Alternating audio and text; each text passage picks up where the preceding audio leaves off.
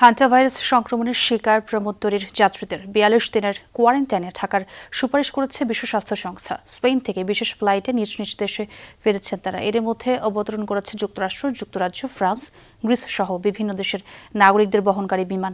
দেশে ফেরার পরই কঠোর আইসোলেশনে রাখা হচ্ছে তাদের। এর মধ্যে এক মার্কিন নাগরিক হান্টা ভাইরাসে আক্রান্ত হয়েছে বলে জানিয়েছে কর্তৃপক্ষ।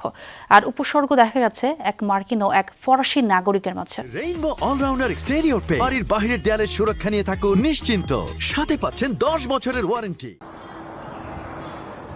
আতঙ্ক আর শঙ্কার যাত্রা শেষে বিমানে চেপে নিজ ভূমিতে ফিরল 22 ব্রিটিশ নাগরিক। হান্টা ভাইরাস সংক্রমণের শিকার প্রমোত্তরী এমভি হন্ডিয়াসের যাত্রী ছিলেন তারা।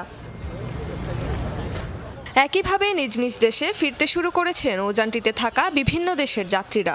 জাহাজটি স্পেনের ক্যানারি দ্বীপপুঞ্জে ফেরার পর শুরু হয় তাদের নিজ দেশে পাঠানোর উদ্যোগ। যুক্তরাজ্য ছাড়াও এরই মধ্যে দেশে ফিরেছে যুক্তরাষ্ট্র, ফ্রান্স, বেলজিয়াম, গ্রিস, জার্মানি সহ বিভিন্ন দেশের নাগরিকরা। তাদের জন্য ব্যবস্থা করা হয় বিশেষ ফ্লাইটের। দেশে ফিরলেও দীর্ঘ কোয়ারেন্টাইনে থাকতে হবে এমভি হন্ডিয়াসের যাত্রীদের। বিশ্ব স্বাস্থ্য সংস্থার পক্ষ থেকে এসেছে ৪২ দিনের কোয়ারেন্টাইনের সুপারিশ।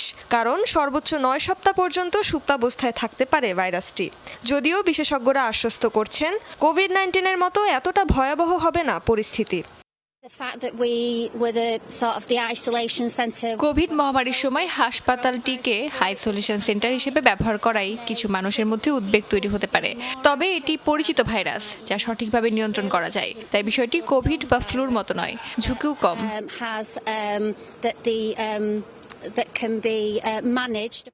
নিজ দেশে ফেরার পর কয়েকজনের মধ্যে হান্টা ভাইরাসের উপসর্গ দেখা গিয়েছে বলে জানিয়েছে কর্তৃপক্ষ। রেজওয়ানা সাইমা, যমুনা নিউজ।